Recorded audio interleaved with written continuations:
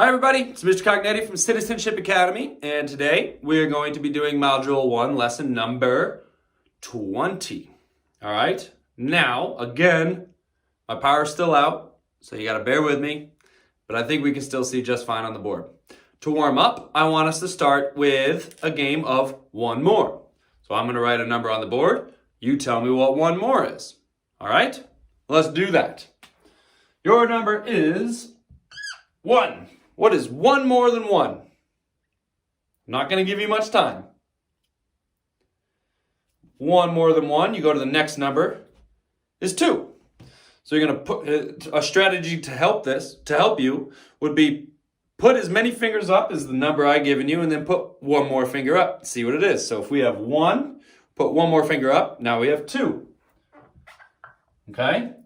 Your next number is 2. What's 1 more than 2?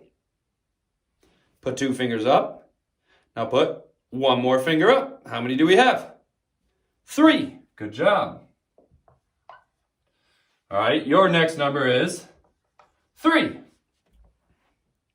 So we have 3 fingers up. Put 1 more finger up. How many do we have now? 1, 2, 3, 4. Our number is 4. All right, last number. Your number is 4. If we have 4 fingers up and we put 1 more up, how many fingers do we have up now? 1, 2, 3, 4, 5. Our answer is 5. All right, look at that. The numbers I gave you went up by 1, 1, 2, 3, 4, and the answers you gave me went up by 1, 2, 3, 4, 5. Look at that pattern we just found. We're going to be working with finding numbers and patterns a lot in the next coming lessons. Math is all about patterns. All right, yesterday we worked a little bit with the commutative property. And one second. And I talked about how using the commutative property allows us to, or helps us to solve problems in a bunch of different ways. We're going to work on one of those today. We're going to see how the commutative property makes or helps us solve math problems faster. Okay? So, let's begin. I were to write down this number sentence, 1 plus 7 equals 7 plus 1. Do we agree that both of these equal the same thing? You don't even really need to know the answer or the whole for this, because we know that we can switch numbers around to make it the same thing. 1 plus 7 equals 7 plus 1. The answer is 8, but that's not really what I'm focusing on right now, all right?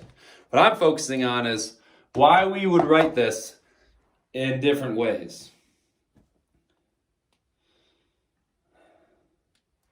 All right, let's think. If I wanted to solve one of these, say I didn't know the answer was 8 and I wanted to figure out what the answer was, would one of these be faster to solve with the counting on method? Think about it. Think about how long it would take to solve 1 plus 7 by putting 1 in your head and counting 7 more. Is that faster or shorter, or is that faster or longer than 7 plus 1, putting 7 in your head and counting 1 more? Which way do you think is faster? Because we're going to find out. Let's try counting on. All right, let's start with 1 plus 7.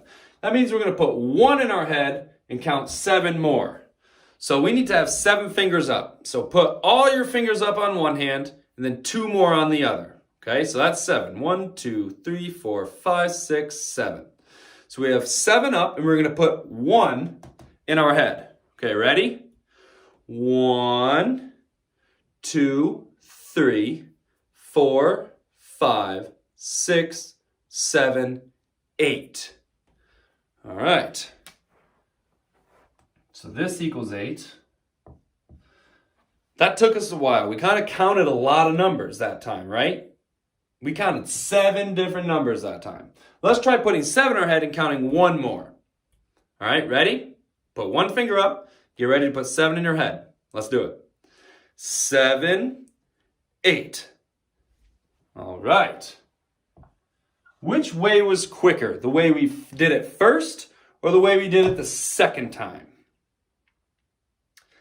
I think the way we did it the second time was quicker. Why do you think that?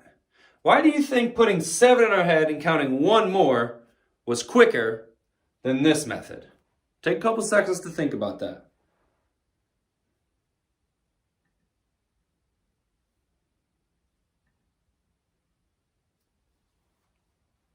All right. You got an idea in your head?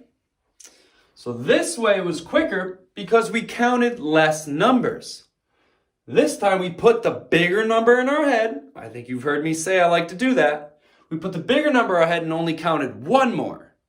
Instead of this time, we put a really small number in our head and we had to count 7 more. Counting to 7 takes a lot longer than just counting to 1, right? So that's why we like to put the bigger number first. Let's try another one.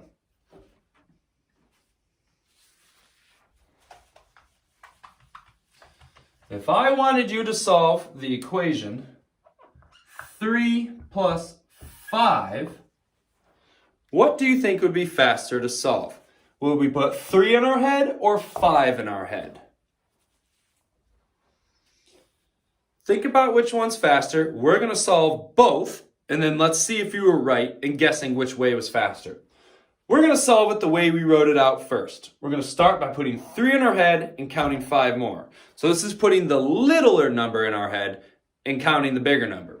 So put 5 on your finger, because that's what we're, 5 on your hand, so that's all your fingers. And we're going to count on from 3. So get ready to put 3 in your head. Ready? 3, 4, 5, 6, 7, 8. All right. So we think this, or we know that this is 8. But now I want to, oops, not that. Now I want to try the 5 first. So I'm just moving these over to different spots. And let's see which one is faster. Let's put 3 on our fingers, so that's what we're counting on by. And then we're going to put 5 in our head. Ready? Let's do it. 5, 6, 7, 8. All right, we got the same answer. So we know it doesn't matter which way we write it. Once again, that's the commutative property. Excuse me. So which was faster? When we put the little number in our head or the big number in our head? The big number. When we start with the big number in our head, we only have to count on 3 more. When we put the little number on our head, we had to count on 5 more. And 5 is a lot more than 3. So it takes longer. Okay?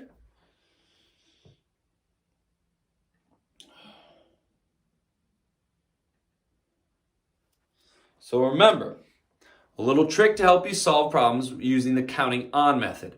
Put the bigger part in your head and count on by the smaller part. That is the commutative property, or we can use the commutative property to help us get to that point and solve each problem. Okay? When you get really good, you can do all these super, super fast. You might even be there right now, which is superb. Okay? That's it for today. Today was a little bit shorter since last lesson I went pretty long. And we're just going to keep working with the commutative property and flipping numbers around so that we can solve math problems correctly and as quickly as we can. Good job today, everybody. You guys rock. And I will see you guys during the next lesson. Have a great rest of the day. Bye.